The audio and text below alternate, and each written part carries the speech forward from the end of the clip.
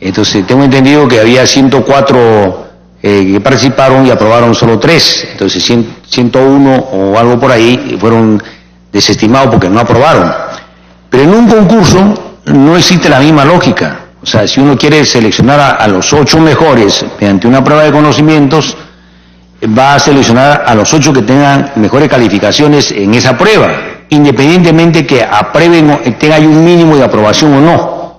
O sea, esa es la diferencia en mi opinión. Y la otra pregunta es, ¿cuáles son los porcentajes de participación en la nota final de las distintas etapas o pruebas que hay en este concurso, ¿no? Básicamente eso hay. Lo otro, y si hay etapas, ¿estas son preclusivas? O sea, ¿hay algunos que van a salir eliminados en cada etapa y van progresando, o todos participan hasta el final en las pruebas? Nada más. Gracias. Muchas gracias, congresista Quintanilla. Tiene el uso de la palabra la congresista Andrade.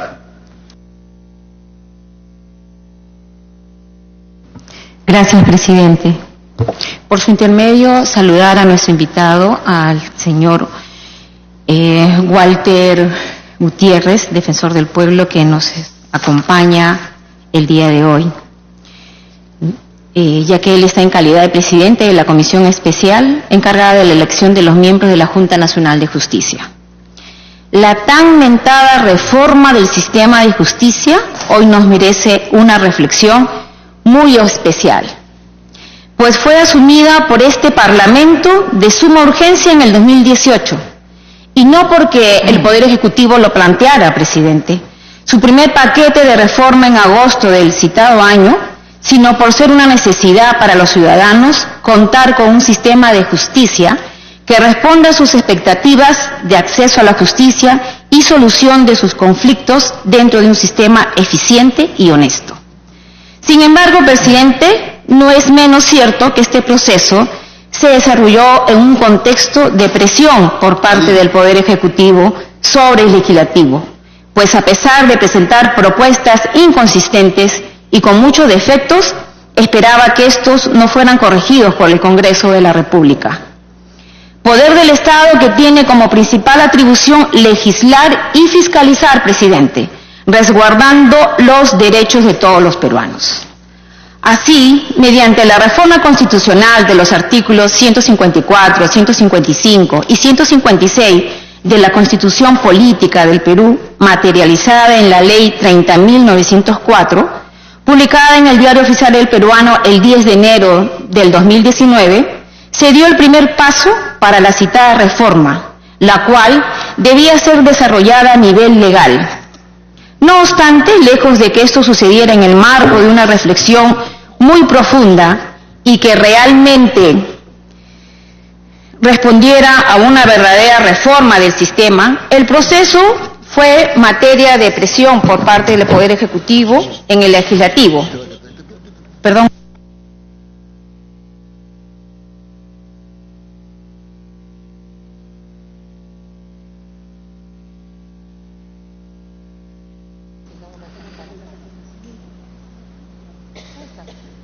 Okay.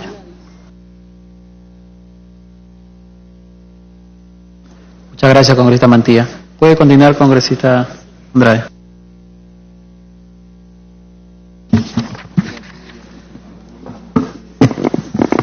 Gracias, presidente. Con las disculpas del caso. El 10 de enero del 2019 se dio el primer paso por la citada reforma, la cual debía ser desarrollada a nivel legal. No obstante, lejos de que esto sucediera en el marco de una reflexión muy profunda y que realmente respondiera a una verdadera reforma del sistema, el proceso fue materia de presión por parte del Poder Ejecutivo en el Legislativo. Una vez más fue presidente. Entonces, señores, llegamos a la aprobación de la Ley Orgánica de la Junta Nacional de Justicia, cuya operatividad no ha sido la esperada, pues a pesar de haberse llevado a cabo en primer concurso público de méritos para seleccionar a los miembros de la Junta de Justicia, esta no tiene integrantes, debido a que muy pocos postulantes pasaron el examen de conocimiento, presidente, y el único que lo pasó, lamentablemente tuvo que renunciar. En consecuencia, todavía no tenemos Junta Nacional de Justicia y por ende no hay posibilidades de seguir los procedimientos de evaluación ratificando sanción de magistrados, entre otros. En ese sentido, a través de la Presidencia, deseo realizar las siguientes preguntas al presidente de la Comisión Especial. ¿Qué problemas está enfrentando actualmente la Comisión Especial en el desarrollo de sus facultades para la selección de los miembros de la Junta Nacional de Justicia? ¿Cuál es su balance sobre el funcionamiento de la Comisión Especial el día de hoy? ¿Cuál es el balance de la Comisión Especial en el proceso de reforma del sistema de justicia? Y para terminar, presidente, tomando en cuenta lo que está sucediendo con esta reforma, merece una comparación y evaluación con el proceso de reformas políticas planteadas por el Poder Ejecutivo, casi en los mismos términos perentorios y como fue planteado la reforma del sistema de justicia. Agradezco de antemano la respuesta que pueda darnos. Gracias, congresista Andrade. Damos la bienvenida al congresista Gino Costa, Estelita Bustos, Roy Ventura, Gilbert Violeta, Alberto Quintanilla, Mauricio Mulder, Alberto Oliva y la congresista Sonia Echevarría Huamán. Tiene el uso de la palabra la congresista Luz Salgado. Gracias, presidenta. Saludando al doctor Walter Gutiérrez Camacho, defensor del pueblo, y al doctor Abraham García Chávarri, secretario técnico de la Comisión Especial. Bueno, ciertamente tenemos que buscar soluciones a algo que ya habíamos advertido, que por el apuro, como ya lo ha manifestado la congresista Andrade, las cosas no salen bien, pues. Cuando hay apuro no se analizan una serie de detalles y las consecuencias las han pagado ustedes, porque se han visto precisados a un articulado que se ha interpretado de diferente forma. Yo diría que lo hubieran tenido que interpretar cuando hablábamos del capítulo 4 de la convocatoria a concurso público de la forma más sencilla. Ustedes abrían en base al concurso, inscribían a las personas, medían los currículums, veían con suma preocupación, veo que todavía no van a poder ver bien eso, los antecedentes que pueda tener una persona de su idoneidad, no solamente profesional, sino como ciudadano, y proceder a algo que nosotros hacíamos cuando elegíamos casualmente al defensor del pueblo. Aquí se hacía en la comisión permanente, y espero que se siga haciendo, analizando los currículums que se presentaban, un examen que no tomábamos los expertos, sino que tomábamos por casualmente su calidad y su trayectoria profesional, que la veíamos día a día, y de que más o menos dábamos fe y nos poníamos de acuerdo en una forma mayoritaria. Creo que eso hubiera sido lo más sencillo. Ahora nos estamos complicando. Yo le voy a decir por qué también aquí coincido con la congresista Bartra, porque cuando se habla de este jurado, que no sabemos quién es, cualquier ciudadano puede tachar a cualquier jurado, invalida todo, porque ustedes tendrían que analizar primero quiénes van a ser conformantes del jurado, y si alguno por obvio se escapa con alguna tacha, ya les malograron el proceso. Tendrían que ser el jurado ustedes mismos. Ahí coincido con Alberto Quintanilla, coincido en que ellos tendrían que ser el propio jurado porque ya han pasado la prueba.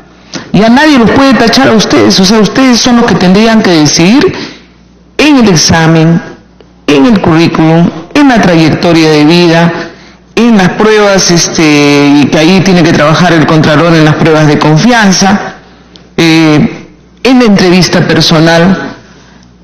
Yo creo que debemos simplificar esto lo más posible, porque lo que estamos haciendo es crear mecanismos que más bien nos puedan entorpecer. A mí me preocupa mucho lo del jurado, porque el jurado puede ser tachado y ustedes no van a tener, porque no tienen toda la información de cualquier persona. Por ahí escogen a una persona y sale por ahí la señora y dice le debe plata de alimentos.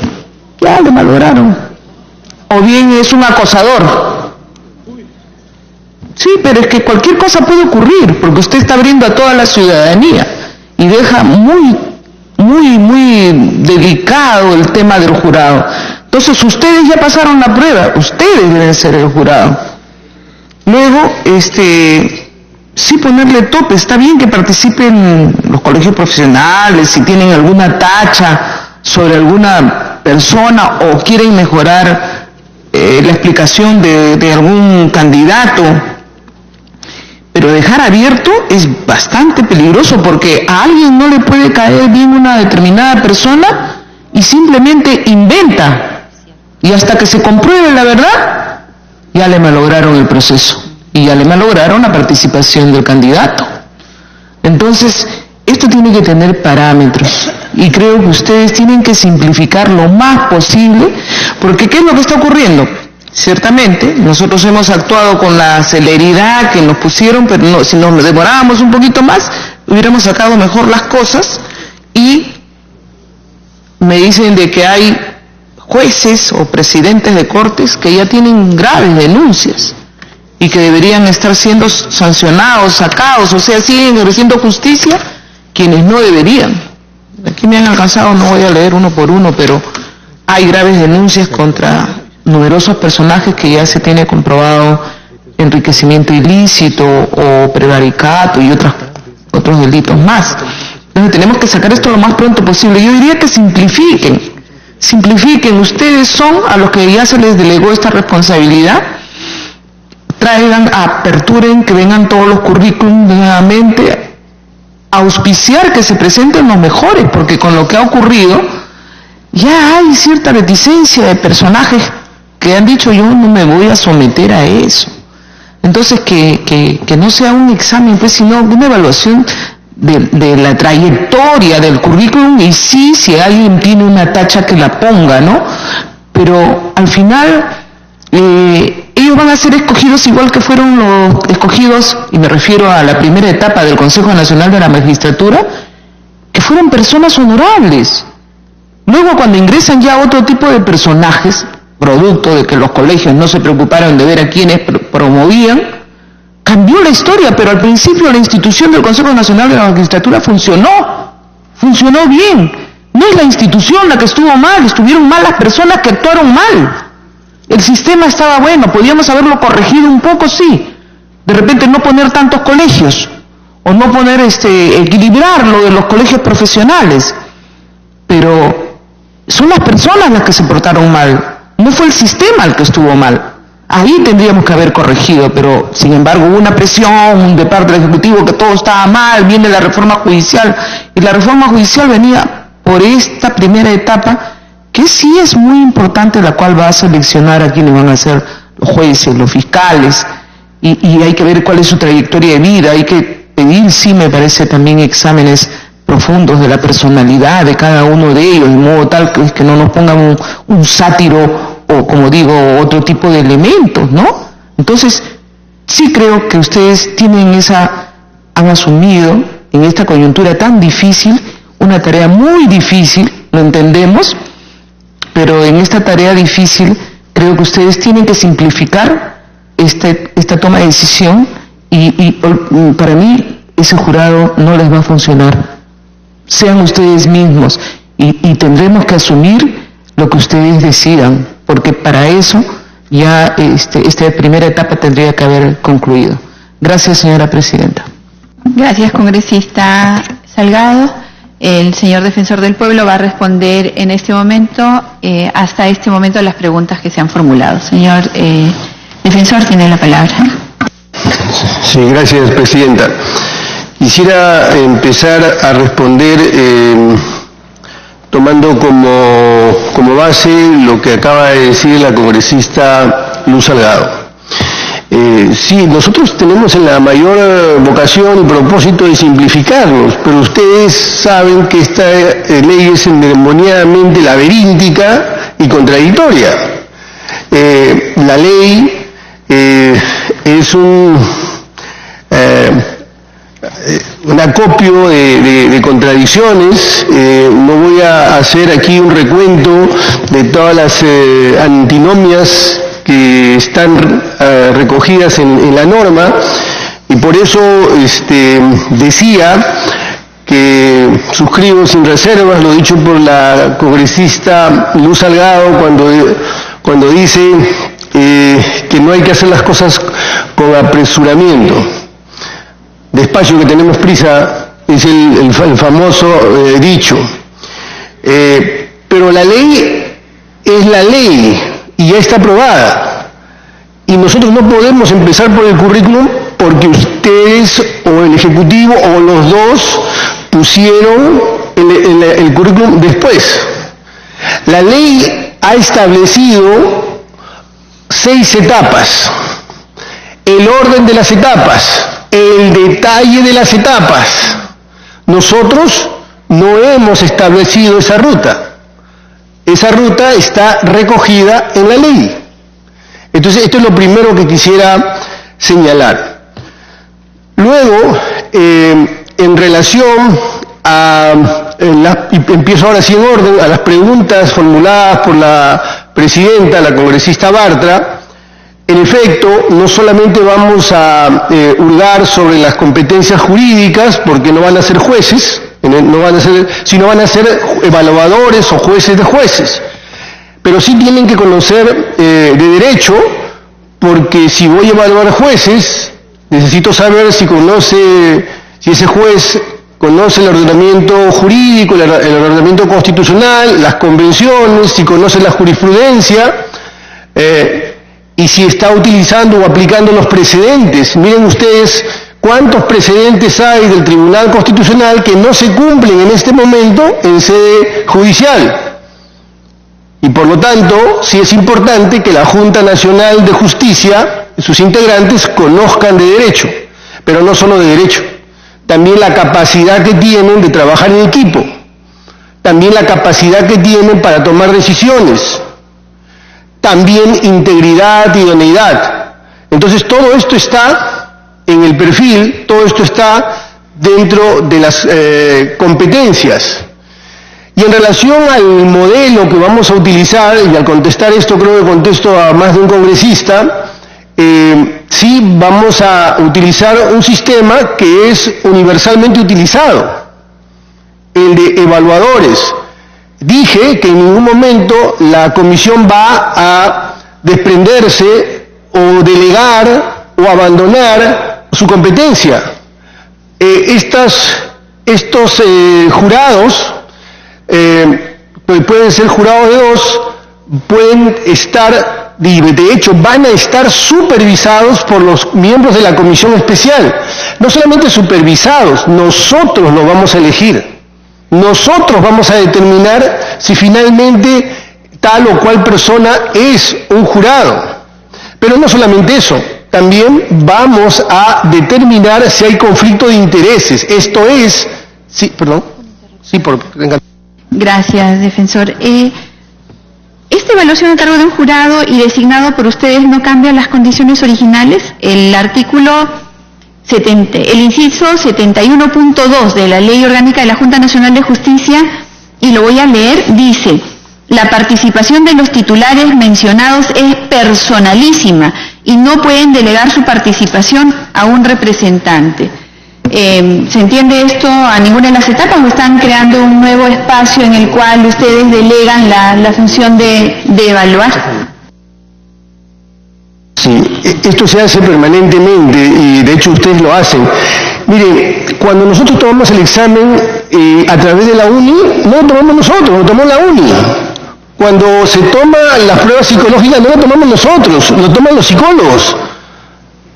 Las pruebas de confianza en parte, es verdad que es la Contraloría, pero son analistas financieros los que hacen el análisis que finalmente llega a nosotros.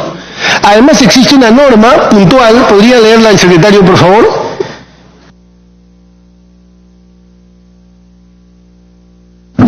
Con su venia, Presidenta.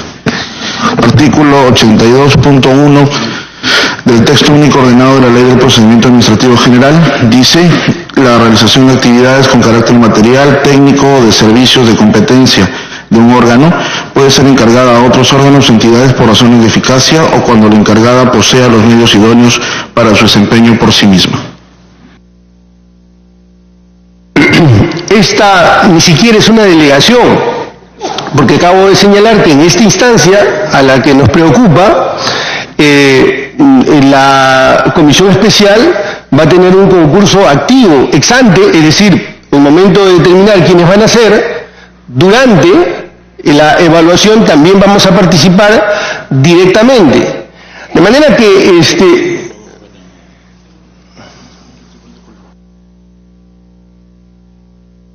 Congresista Becerril. Gracias, Presidenta. Claro, cuando hablamos inicialmente del primer examen de conocimiento que se tomó, lo que se hizo fue entregar a una universidad para que elabore las preguntas del examen. Esas preguntas ya tenían una respuesta predeterminada. En este caso el problema es que este jurado va a evaluar no con algo ya con un valor predeterminado, sino que incluso podría ser hasta subjetivo el resultado de su evaluación. Una cosa es que pongo 5 preguntas, de las cuales sé que la pregunta 1, la respuesta es la C, entonces no hay ningún problema, pues la C, y no hay nada que hacer ahí. Pero cuando hay una exposición de un tema determinado, entonces este jurado sí pues va a tener, digamos, el libre albedrío de poder, digamos, determinar subjetivamente qué le pareció esa exposición. Entonces ahí yo veo algo que en realidad quisiera que le explique cómo se va a minimizar por lo menos esas subjetividades. Gracias.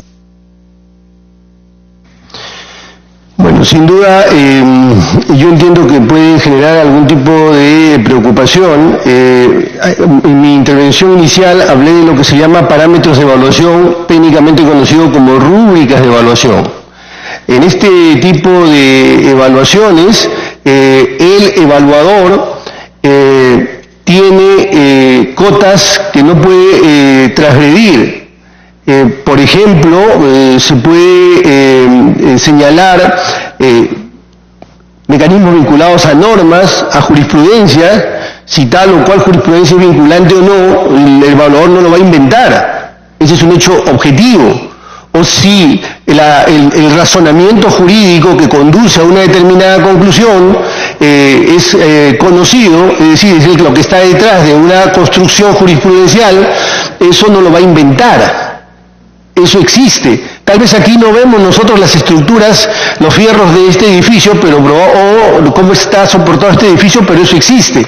De manera tal que en la evaluación estos parámetros van a ser claramente señalados. Hasta la forma de exposición, hasta el orden de exposición va a ser evaluado. De modo tal que no va a haber riesgo de que se instale la subjetividad. Desde luego, al final del día somos personas y es posible que haya algún elemento que pudiera filtrarse, pero esto, como digo, con la rúbrica de evaluación se va reduciendo y va desapareciendo. En relación al currículum vitae, que también fue materia de preocupación, nos preguntaban si el hecho de haber pertenecido a tal o cual institución ya significaba un logro. En realidad, la retina con la que estamos viendo esto, más allá de ejercicios teóricos, de informes, de papeles o libros que se puedan haber producido, lo que nos interesa es el quehacer. Es decir, qué cosa concreta se ha hecho, cómo ha pasado cómo ha ejercido la profesión. Si a través de la jurisdicción, a través de ha sido procurador, fiscal, juez o ha sido abogado en ejercicio. No estamos hablando del concurso, participación de tal o cual institución, y ese solo hecho lo calificaría para, tener más o menos puntaje. En relación a las pruebas de confianza que también se han mencionado aquí, quisiera decir que las pruebas de confianza no son eliminatorias, eso está en la ley. Ni las pruebas de confianza, en su versión patrimonial como en la parte psicológica, son eliminatorias. De manera tal que no debería ser un elemento mayor de preocupación, y esta se va a realizar exactamente igual como se hizo en la primera ocasión, que no generó mayor complicación. ¿Que esto va a ser insumo para la entrevista? Desde luego. Esto va a ser insumo para la entrevista porque si hay un desbalance patrimonial o si hay patrimonio que no se puede justificar, es el lugar, la entrevista, donde nosotros vamos a tratar de conocer por qué es que se da esta situación. De hecho, hay una instancia en la que se le va a comunicar al postulante si existe alguna situación, digamos, inquietante respecto de su patrimonio. En relación a las pruebas psicológicas, obviamente no son públicas, no descalifican, pero sí son un insumo porque permiten conocer la personalidad del evaluado. Respecto a la participación ciudadana, creo que no es expresado con suficiente claridad. No estamos diciendo que la ciudadanía va a participar en la comisión. Estamos hablando de la única manera y forma como puede participar la ciudadanía, es a través de las tachas o a través de las denuncias, y solamente de esa forma, de ninguna otra forma podría hacerlo.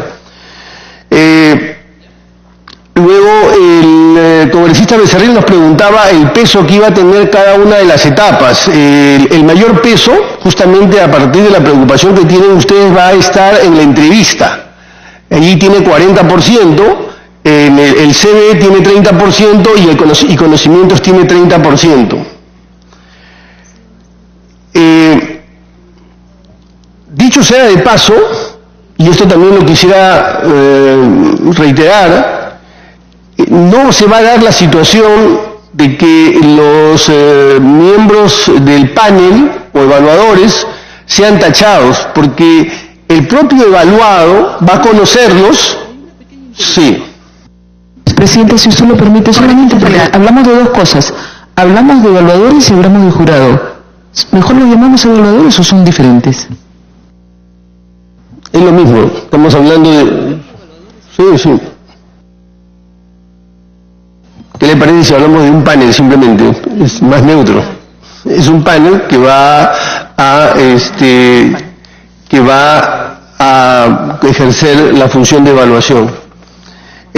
Bueno, decía que como van a ser conocidos todos estos integrantes, la persona que va a ser evaluada puede haber tenido un juicio con alguno de ellos y entonces podrá señalarlo y entonces tendrá que inhibirse porque podría haber ahí un eventual conflicto, algún nivel de subjetividad, que es lo que a todos nos preocupa.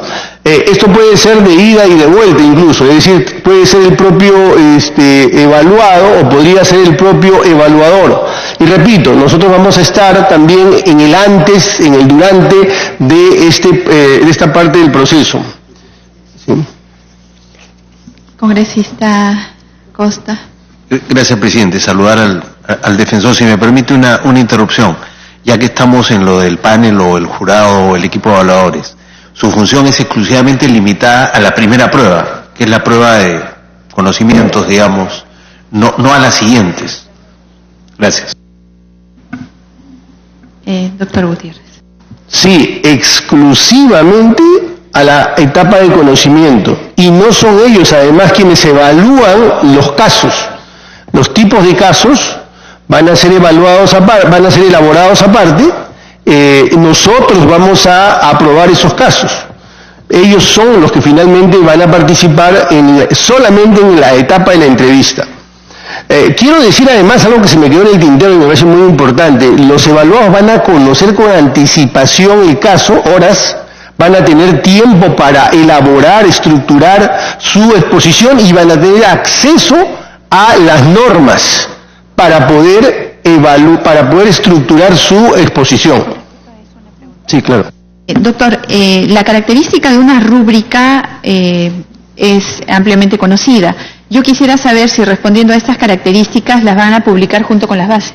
¿La rúbrica va a ser publicada junto con las bases mañana o pasado mañana cuando las vayan a publicar? No, aún no, porque todavía no tenemos los casos. La rúbrica va a estar alineada a los casos.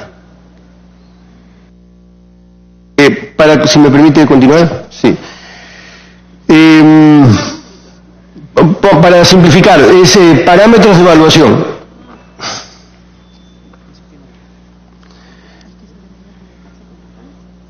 Luego, Se nos pregunta si las etapas son preclusivas. El congresista Quintanilla nos preguntaba eso. Bueno, en realidad la única etapa que, entre comillas, se excluye es la etapa de conocimiento, porque todas las demás permite que el postulante llegue hasta la etapa final. Y nosotros hemos considerado esa posibilidad de que no haya, entre comillas, también jalados, de modo que vayan entrando los primeros. Y si por alguna circunstancia alguno de ellos se queda en el camino, el siguiente puede ir subiendo.